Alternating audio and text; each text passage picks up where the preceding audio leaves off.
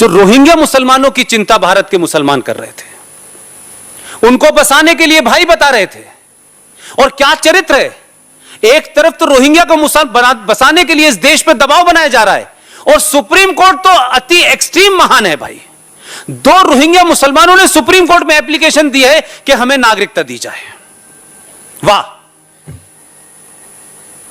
जो हमारे देश के लोग हैं वो सुप्रीम कोर्ट में कोई एप्लीकेशन नहीं दे रहे, लेकिन महान हैं कश्मीर के लोग और मक्कार और मुनाफिक और एंटी हिंदू और एंटी इंडिया लोग, कि वो क्या कहते हैं कि आर्टिकल 35 है, भारत के किसी भी नागरिक को, वो हिंदू हो मुसलमान हो, उसको वहां जाने के बसने के लिए नागरिकता चाहिए, और उसके लिए जिहादियों की जो सरकार है वो तय करेगी। लेकिन आप उसी जम्मू कश्मीर में देखिए, 2008 से लेकर 2019 तक 98,000 बर्मा से भागे हुए रोहिंग्या मुसलमान कश्मीर में आ गए हैं। उनके पास आधार भी है, बिजली का कार्ड भी है, राशन कार्ड भी है, वो सब्सिडी भी ले रहे हैं। आप बताइए, और उसके बाद भी आप कह रहे हैं कि कश्मीर जो है भारत का अभिन्न अंग है। आप कह रहे हैं कि अब इनको हम 80,000 करोड़ रुपया दे देंगे तो इनका दिल जीत रहे हैं। ये इनका दिल जीतते जीतते हमारा दिल छन्नी हो चुका है। और तो और, मुझे नहीं पता आप में से कितने लोगों को पता है, वहां की महान सरकार ने एक स्कीम निकाली कि जो आतंकवादी अपना हथियार रख देगा, पहले तो आतंकवाद करो कि तुम्हारे आतंकवाद से हम सत्ता में आते हैं, तुम्हारे आतंकवाद से दिल्ली डरती है, तुम्हें रोकने के लिए हम तुमको बिठा देते हैं, जब हम सत्ता में आते हैं तुम चुप रहो, जब हम सत्ता में से चले जाएं तो फिर शुरू हो जाओ। कह रहे हैं कि अगर आप हथियार रख देंगे तो 12 लाख रुपए की एक एफडी हर आतंकवादी को कराई जाएगी, ताकि वो अपना जीवन नॉर्मल जी सके। जिस राज्य का कंट्रीब्यूशन भारत की जीडीपी में निल है और मेरे आपके टैक्स के पैसे से उनका खाना उठना बैठना चलता है, वो आतंकवादियों को मेरे टैक्स का पैसा दे रहा है, लेकिन देश चुप है इसके ऊपर। और आप कह रहे हैं कि कश्मीर हमारा अभिन्न अंग है। यह देश का पहला ऐसा राज्य है जो भारत की सेनाओं को पत्थरों से मार देता है। इस देश में बहुत सारे सूबे हैं, लेकिन हरियाणा एक राज्य है। उस राज्य का करीब करीब हर गांव ऐसा है जिसका बेटा फौज में होते हुए कश्मीर में मारा गया है। बात होती है कश्मीरियत में कि जब भी कश्मीर की बात होगी उसमें स्टेक होल्डर कौन होगा? उसमें स्टेक होल्डर बुरहान वानी होगा, मूसा होगा, हुर्रियत होगी, कॉन्फ्रेंस होगी, पीडीपी होगी। तो भारत की आर्मी क्यों नहीं होगी उसमें? भारत की आर्मी के बगैर कश्मीर तय नहीं हो सकता। जब तक वो भी स्टेक होल्डर नहीं होगी, हम किसी को स्टेक होल्डर नहीं मानते। और भारत का हर वो आदमी जिसका टैक्स भारत की केंद्र सरकार लेती है और उन आतंकवादी सरकारों को देती है, उन एंटी इंडिया चलाने वालों को देती है। इसलिए कश्मीर के अंदर कोई भी फैसला होगा हमारी मर्जी के बगैर नहीं होगा।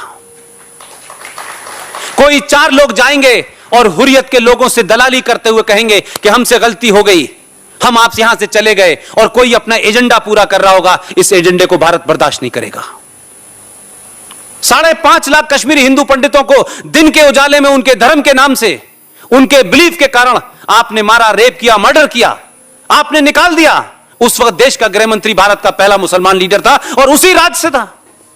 किसी ने इस्तीफा नहीं मांगा, कोई हेडलाइन नहीं बनी, और हमने किसी पत्रकार को और किसी श्याम बेनेगल से लेकर के बंगाल से लेके वो तमाम अपर्णा सेन टाइप के बहुत सारे लोग निकल आए हैं जो अब रिडेंडेंट हो चुके हैं। हमने नहीं पूछा कि इस देश में अगर पहली लिंचिंग हुई थी तो दिल्ली के अंदर प्रधानमंत्री की देखरेख के अंदर हुई थी और 3,500 सिखों को दौड़ा दौड़ा के मारा गया था। वो थी असली मॉब लिंचिंग। लेकिन हमने सरकार को नहीं देखा, हमने पत्रकारों को नहीं देखा, हमने इंटेलेक्चुअल्स को नहीं देखा, हमने अवार्ड वापसी को नहीं देखा, हमने सुप्रीम कोर्ट को नहीं देखा, ये कहते हुए कि ये सबसे पहली मॉब लिंचिंग हुई है। और आप चुप रहे, आप बोले नहीं। उनका एक आदमी गलती से कहीं मर जाए तो पूरी दुनिया में, पूरे यूरोप में, यूएनओ में सब जगह खबर फैल जाती है। इसीलिए कश्मीर में 5.5 लाख कश्मीरी हिंदू पंडितों को जब मारा गया तो कोई मॉब लिंचिंग का सवाल नहीं खड़ा किया किसी ने।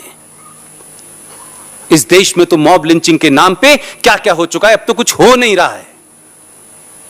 मैं बार बार एक ही बात कहता हूं कि पर्ची आ गई है मेरे पास। मैं जानता हूं हर प्रोग्राम की अपनी मर्यादा होती है, लेकिन मैं मर्यादाओं को तोड़ने की वजह से जाना जाता हूं, इसीलिए बोलता रहता हूं। लेकिन आप यकीन माने, आप इस लेटर, ये जो लव लेटर लिखे जा रहे हैं, प्रधानमंत्री को सिर्फ इतना ही फर्क हुआ है। इस बात को मैं बार बार एहसास कराना चाहता हूं। ये चमत्कार की दुनिया छोड़ दीजिए, अपने पे यकीन रखिए, बिलीव इन योरसेल्फ। और सिर्फ अगर आपने दिन के 1 घंटे भी अपने इतिहास को जान लिया तो आप चलते फिरते न्यूक्लियर बम हो जाएंगे। आपको ये देसी पिस्तल बना करके चौराहों पे मारने, पत्थरों से सर कुचल करने का जरूरत नहीं पड़ेगी। एक बार अपनी ताकत का एहसास कीजिए, अपने लिए कीजिए, अपने राष्ट्र के लिए कीजिए, और जिन कारणों से आप 700 साल गुलाम रहे उनको दोबारा हावी मत होने दीजिएगा। बड़ी मुश्किल से किसी कारणों से कोई घटना घटती है और एक ऐसा समय आता है जब हजारों चीजें एक ही बार में समाप्त हो जाती हैं। कोई अगर मगर नहीं करता है, वो घड़ी आ गई है। इसको बनाए रखिए। आपकी मर्जी जिसकी होगी वो सत्ता पे बैठेगा, जो आपके साथ नहीं होगा वो सत्ता पे नहीं बैठेगा।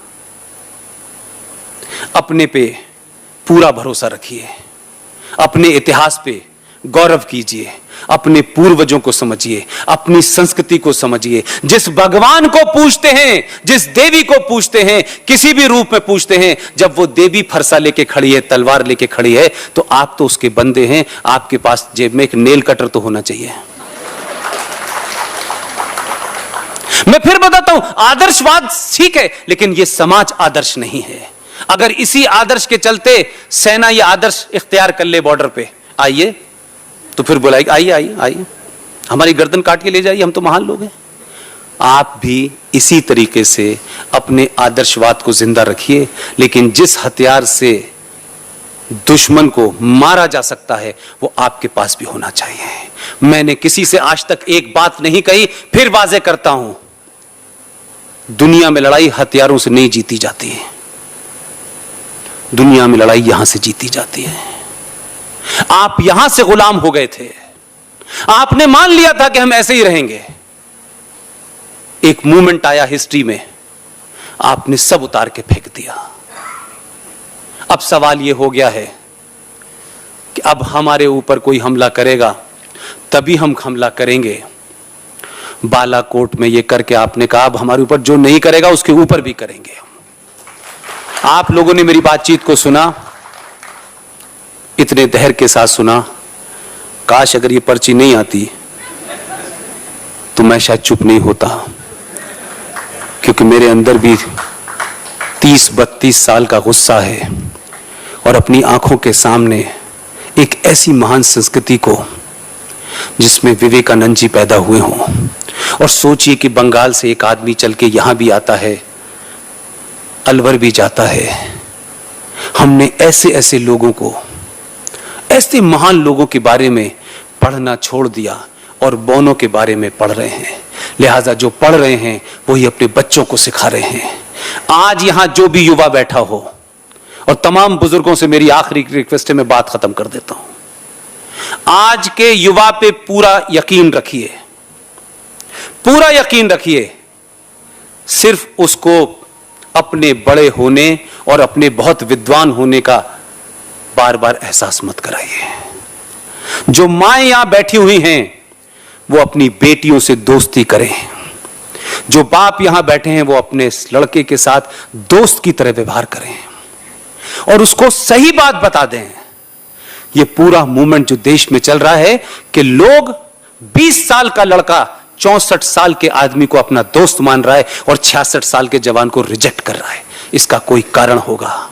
इसलिए उससे बात करिए, उसकी जबान में करिए, उतनी ही करिए। बहुत लंबे लंबे पुराणों की बात करने की जरूरत नहीं है। उसका फर्स्ट स्टेज है। उस युवा से ज्यादा कोई राष्ट्रवादी नहीं है आज की डेट में। सिर्फ उसके साथ में आपका बिहेवियर बड़े छोटे का नहीं होना चाहिए। उस बच्ची के साथ में जो बड़ी हो रही है, उसमें भी बहुत से बदलाव आ रहे हैं, वो भी समाज में है, उससे बात तो करिए, उसके दिल की बात तो जानिए। आप नहीं जानेंगे, कोई मिसगाइड करके उसकी बल की बात जान लेगा, फिर उसको एक्सप्लॉइट करेगा।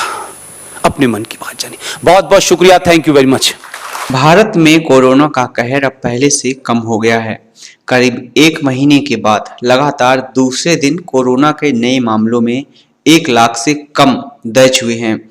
देश में पिछले 24 घंटे में 67,597 नए केस आए हैं और 1,188 संक्रमितों की जान चली गई, जबकि इससे एक दिन पहले कोरोना के 83,876 नए मामले आए थे और 896 लोगों की जान गई थी। अच्छी बात यह है कि पिछले 24 घंटे में 1,80,456 लोग कोरोना से ठीक भी हुए हैं, यानी कि 1,14,000 एक्टिव केस कम हो गए। कोरोना महामारी की शुरुआत से लेकर अब तक कुल 4,23,39,611 लोग संक्रमित हुए हैं। इनमें से 5,04,062 लोगों की मौत हो चुकी है। अब तक 4,08,40,000 लोग ठीक भी हुए हैं। देश में कोरोना एक्टिव केस की संख्या 10 लाख से कम है। कुल 9,94,891 लोग अभी भी कोरोना वायरस से संक्रमित हैं, जिनका इलाज चल रहा है। कोरोना के कुल मामले 4,23,39,611, कुल डिस्चार्ज 4,08,40,658, कुल एक्टिव केस हैं 9,94,891, कुल जो मौतें हुई हैं वो हैं 5,04,062। कुल टीकाकरण 170,21,72,000 डोज दी गई है। केंद्रीय स्वास्थ्य मंत्रालय ने बताया 7 फरवरी 2022 तक देश भर में 170,21,72,000 कोरोना वैक्सीन के डोज दिए जा चुके हैं। बीते दिन 55.78 लाख टीके लगाए गए। वहीं भारतीय आयुर्विज्ञान अनुसंधान परिषद के अनुसार अब तक करीब 74.29 करोड़ कोरोना टेस्ट किए जा चुके हैं। बीते दिन 13 लाख कोरोना सैंपल टेस्ट किए गए। देश में कोरोना से मृत्यु दर 1.19% है, जबकि रिकवरी रेट 96.19% है। एक्टिव केस 2.62% है। कोरोना एक्टिव केस के मामले में दुनिया में भारत अब 11वें स्थान पर है।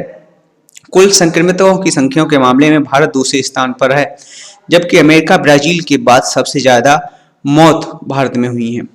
दोस्तों, अगर आपको वीडियो पसंद आया है तो वीडियो को लाइक करें और चैनल को सब्सक्राइब करना ना भूलें। मिलते हैं अगली वीडियो में, तब तक के लिए जय हिंद, जय भारत।